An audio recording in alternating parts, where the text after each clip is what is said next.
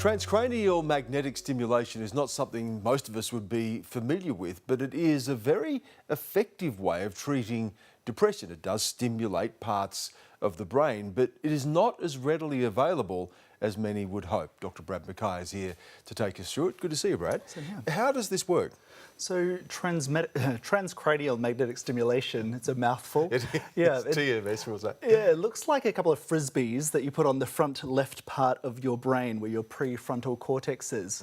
Yeah. And it doesn't give an entire seizure activity like electroconvulsive therapy would do. That's immediately what comes to mind. You think, is this some sort of an electric shock, you know, and all of that conjures up? Yeah, rather than what we'd see on One Flew Over the Cuckoo's Nest, which is like the classic story that everyone gets horrified about shock therapy. This is really using a focused electrical shock that's created from magnets. So, and what it does is it just focuses on one part of the brain, and we know that from a lot of research so far that it does help for people with major depressive disorder. Why? Why does it seem to work for treating depression? Is it that part of the brain that seems to be where the depression manifests? Yeah, so if you're giving your whole brain a shock, everything will go crazy, all of your neurons will depolarize, and it can alter the chemistry that's going on with your brain.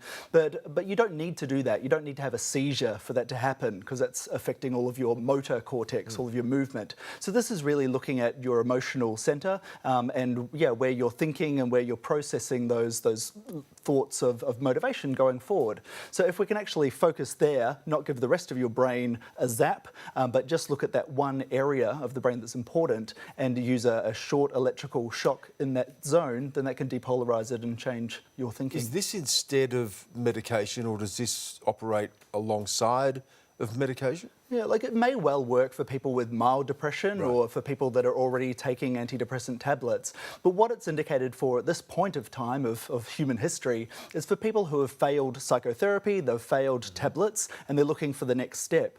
So this is an in-between step. Rather than going to electroconvulsive therapy where you need to be anaesthetized and have a muscle relaxant and have an anaesthetist standing by while your psychiatrist shocks your brain with paddles, this is a way of doing it. You could do it in your own lounge room as well if you're really wanting to. There's no anaesthetic, hardly any side effects. I have heard, people may get headaches and things like that. Is that fairly common? There's a bit of a tapping sound that can be a little bit irritating, but most people are okay with it. Some people get a headache, but just some general simple analgesia is fine, usually not a major problem.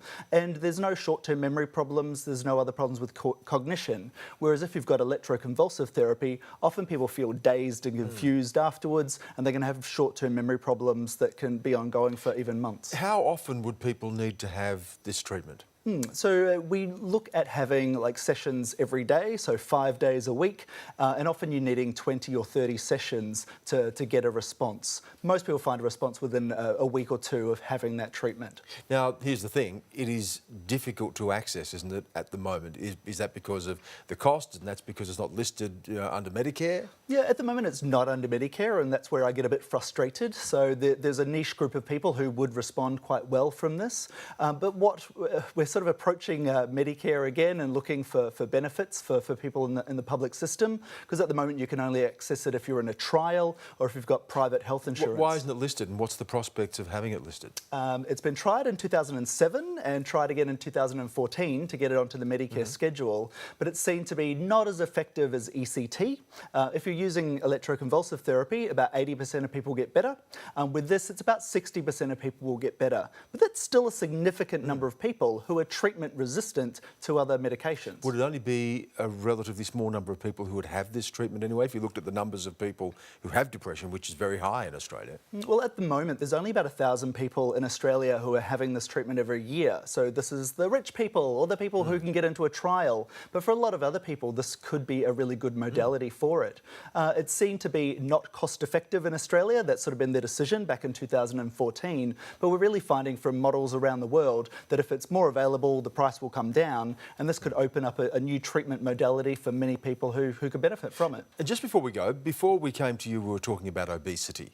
And the numbers are just extraordinary. I wasn't aware that almost 2/3 of Australians apparently are classified as obese, and there's this new approach now, which is a collective approach rather than just putting the emphasis on the personal responsibility. You know, we need to change society to give people the access to be able to make the changes in their own lives.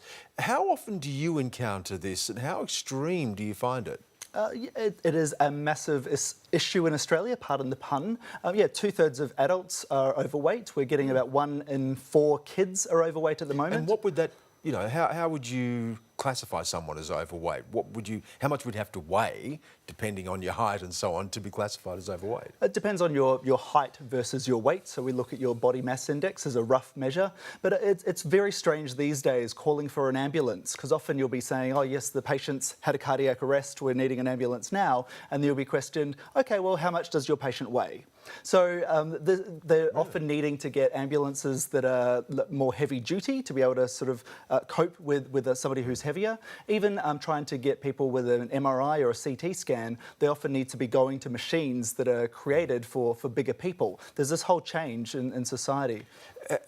And do you advise people on this? You say, look, you know, we've tested your BMI, you're classified as being obese, here's what you might want to look at? Yeah, we're constantly talking to people about lifestyle changes and what they're needing to do to exercise and to improve their diet. But for us, it's a bit of a losing battle, because we're up against, as GPs, we're up against a lot of corporations who are trying to market towards kids with sugary products. There's lots of marketing towards children at all hours of the day.